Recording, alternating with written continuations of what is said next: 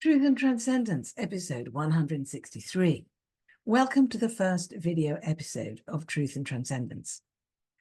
I look forward to doing this every Monday across the foreseeable future, which, if you know me at all, there's no way of knowing how long that's going to be, but at the moment I see it happening in perpetuity. So thank you for tuning in if you've been listening for quite some time, and if you're here for the first time, thank you for choosing to give this a shot. On Truth and Transcendence, my aim is to disseminate information that's useful for any and all of us, but particularly for those of us on what I call the expansive path. And by that, I mean people who've decided and chosen that personal expansion, spiritual expansion are something they're genuinely very interested in and are currently engaged in. And I tend to think of it in terms of what's our next shift? What's our next piece of growth and learning? And I also like to think of the fact that in between significant bursts of learning and growth, we have consolidation periods as well. We have downtime, relaxation, integration, and grounding, or as someone said the other day, stabilization or stabilizing of whatever it is that's been activated. And one of the ways that we can really invest in our growth and expansion is group workshops and retreats. You probably know I run some workshops myself, and even just in the local area where I live, there are many other group events going on, most of which I think are absolutely excellent and well worth investigating. So does that mean that I think we should all spend all our time every weekend on a workshop? I don't think that, unless that's actually what we want to be doing at that point in time. I had a friend who I met on a training program, and we got to know each other quite well. It was an 18-month training program, and this person had come into some money, and she basically traveled around the world for several years, attending multiple courses, workshops, retreats, gatherings, festivals. And I didn't find this appetizing at all. I thought I really wouldn't want to do that. And she said, no, at this point in my life, she said, this is what I need to be doing. This is what I want to do. She said she wanted a complete reset. She wanted to leave behind a whole phase of her life, and she wanted to embark energetically and intentionally on the next phase, even though she had no idea what the next phase was going to be. And shortly after the program we did together, she completed that cycle, moved country, moved house, settled down, and is now living a really fulfilling life, still going on the occasional group workshop, but it's not a lifestyle anymore. It's something she does on occasion. And that was the right time for her to do that. And now it's the right time to be doing something else. So I wonder where you are in that particular cycle. I wonder if you're somebody who has never been to a group learning experience, who goes to them all the time, who occasionally goes to them, who only ever goes to one kind of experience. For example, conscious dance. Do you only ever go to conscious dance gatherings and workshops and retreats? Or do you go to men's work retreats? Or do you go to intimacy programs, or communication skills programs, or empowerment programs, or business growth programs? The list is endless. What's your general default in relationship to group workshops? And why is that your default? Is that your default because that is really what's most nourishing and enlivening and expansive for you? Or was it once like that, and is it now perhaps a little bit stale? Is it no longer pushing out the envelope? Is it now something which has just become a habit? So I'm not suggesting that it is. What I am suggesting is it's very useful to review this every now and again and just say to ourselves, what is it that is really calling me? What is it that's most useful for me at this point in my life? And why? Why is that? I've noticed in the last year or so that many more people seem to want to go to group events than to work one-to-one, doing solo work. And I'm pretty confident this is because of the cultural effect of what took place during the years of the virus. Because during that time, a lot of people spent, frankly, far too much time by themselves. A lot of relationships were fractured and haven't recovered. Some have strengthened. And people have come out of that, not everybody, but a lot of people have come out of that really craving and genuinely needing more time in group space, more time in community. And I've spoken with other facilitators and practitioners, and they've confirmed this. They feel exactly the same. This is what people have been looking for. So the question then is, how do you decide which group event to go to, which is the one to go to? Now, I've got a number of guidelines I use in this regard. So one guideline is the question of, what is it in me that I'm trying to change or evolve or grow? So, for example, at the moment, I'm getting on a bit now, and I've reached a point where I need to pay a bit more attention to keeping my body flexible and limber and the energy flowing. So to me, what that means is more dance and more yoga. But at the same time, I'm no longer bursting with the energy I had in my 20s. So I don't necessarily want to be going to a 5-day workshop where you're dancing all day and dancing all evening.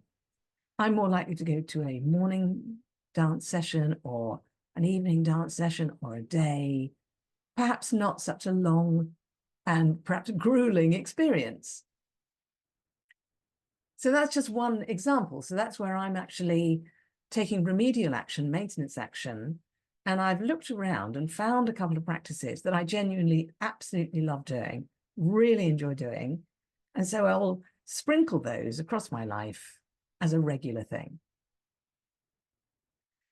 Another thing I really enjoy working with is energy. So, for example, I've done the Pellower workshop and I've done the Pellower teacher training.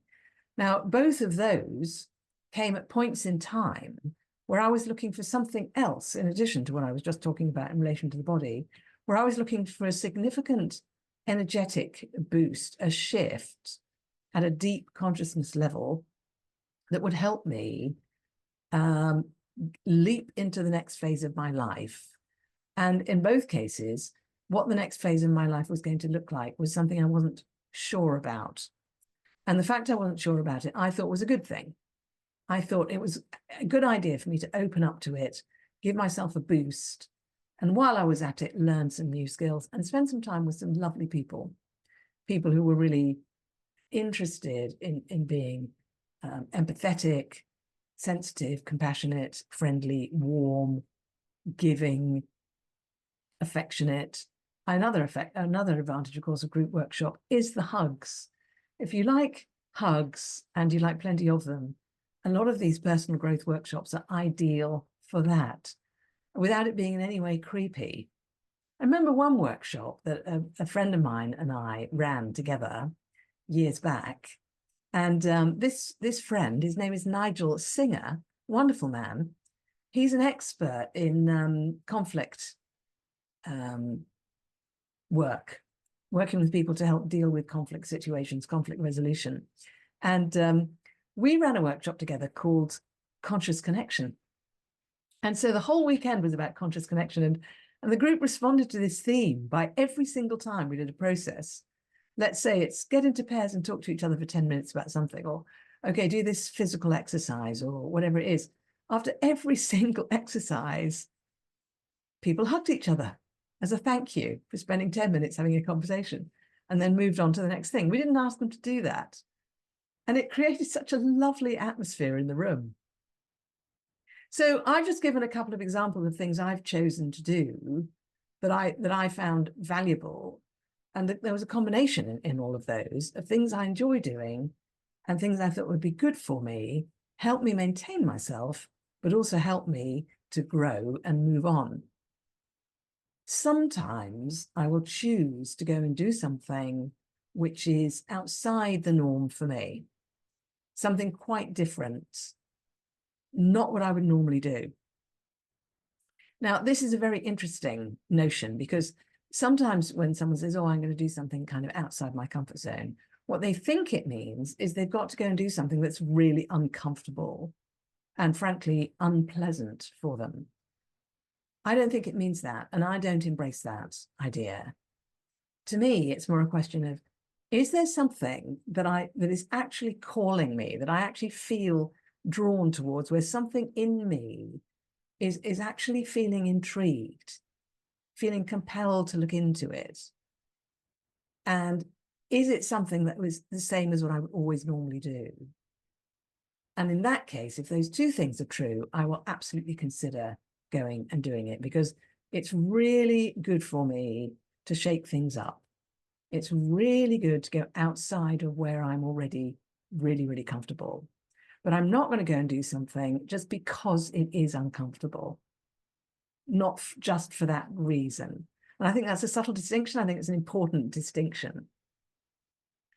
So if you're also then thinking, well, okay, how do I choose which event to go to? How do I choose which teacher or facilitator to go with? Somebody contacted me and said, I'd like to do the Pellower workshop, Catherine. Which teacher do you recommend I go and do it with? And I said, well, my recommendation is that you go and do it with the teacher who you resonate with the most. And I wasn't trying to be clever or smart.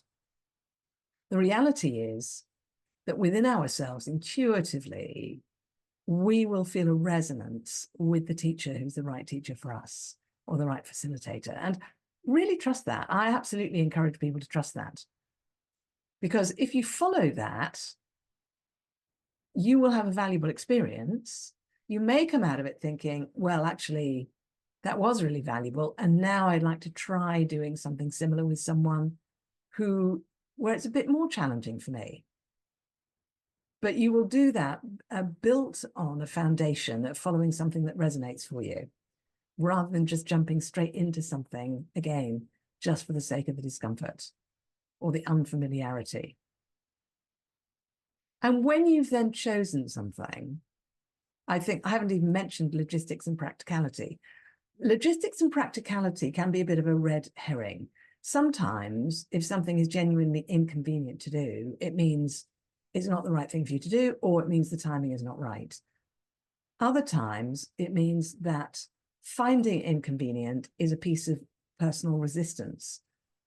And ultimately, we're the only ones who know which it is.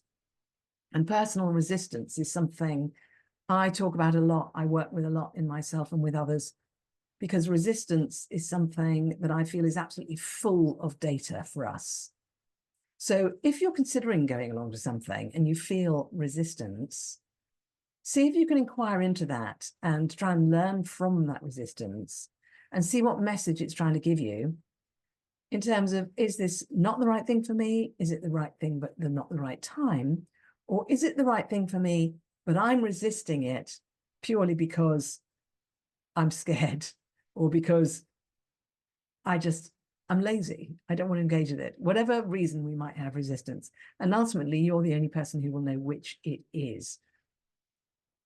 Not to say, if you're really not sure, no reason not to discuss it with your coach, your facilitator, your therapist. These people are there for you to use them, and use them to help you decide whether or not to go to something. And if so, why you're going. And even more so, how to get the maximum out of it. Years ago, I remember someone teaching me that the way to get the most out of something is to go into it with the intention to get the most out of it, to decide to get the most out of it. Now, I've actually applied this to just sitting in the office all day. I turned up once for a client shadow session. I was going to be spending the day following him around at work. He was a chief executive, and he was going to have his day at work. And I turned up and he said, Catherine, I'm really sorry. This is really not a good day for doing this. I said, why? He said, well, there's nothing happening today. I said, what do you mean there's nothing happening? He said, well, there's no special meetings and no board meeting. And I said, yeah, but you're alive. There's something happening every minute. Are you going to spend your whole day in your office looking at the computer? Well, no, I'm going to do some wandering around. People come wandering in and I'll deal with some email. I said, great. This could be an incredibly valuable day for you in terms of deciding that today is important, having that as your intention, having it as your intention that you're going to get a lot out of today, and so will everyone else you deal with, and that it will be well worth it to have me here shadowing you. And he said, well, all right. He wasn't really, convinced, but that's what happened. That's what he did. And we debriefed several times during the day on his experiences and observations of the day. And he was astounded at the richness of the learning and the shifts that could occur in a day where, in quotes, nothing was happening. So if that's true, then if, contrary to that, you're actually going along to an event where somebody's designed it, they've gone to a lot of trouble to do that. Maybe there's a workbook, maybe they've set up the space in a particular way, maybe there's more than one person involved on the team holding the event. There are other people there who are there for their own reasons, equivalent to yours, some with very similar reasons, some with very different reasons. Everyone's there ultimately for the same purpose. And then you go in with the intention to absolutely milk this event dry, to drain from it every piece of value. Then you can have a really valuable experience, almost independent of the skill or the sensitivity or the capacities of the people running the event. If on top of that, these people are also absolutely extraordinary and exceptional in the way they're delivering what they're delivering, then you get the maximum result. When you come out of it, of course, you can reflect, integrate what you got out of it, and then you go away and then you reflect. And of course, one of the wonderful things with group work is that the learning and the expansion continue over time in most cases. So then the next thing you go and do will build upon the last thing you did. There's a continuum. And the other learning experiences you have in between build on everything you've done and then help feed towards everything you're going to do later. So this beautiful continuum is also really valuable to connect into.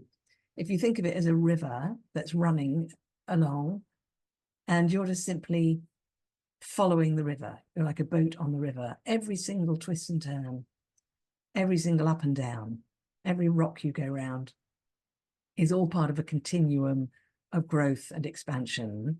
And the specific group events you go along to are milestones. They are events where specific things take place, but everything that came before feeds into those experiences, and everything that comes after is nourished by those experiences. So yeah, consider what your current default pattern is in regard to group events. Consider what calls you, why it calls you, what you're responding to, why, what you're looking for. Consider who you're drawn to in terms of facilitators and trainers and coaches, and consider going into these situations with the intention to get the most value you possibly can. And then consider the continuum and the ongoing integration and grounding. Thank you for listening. Have a wonderful week, and I'll see you next time.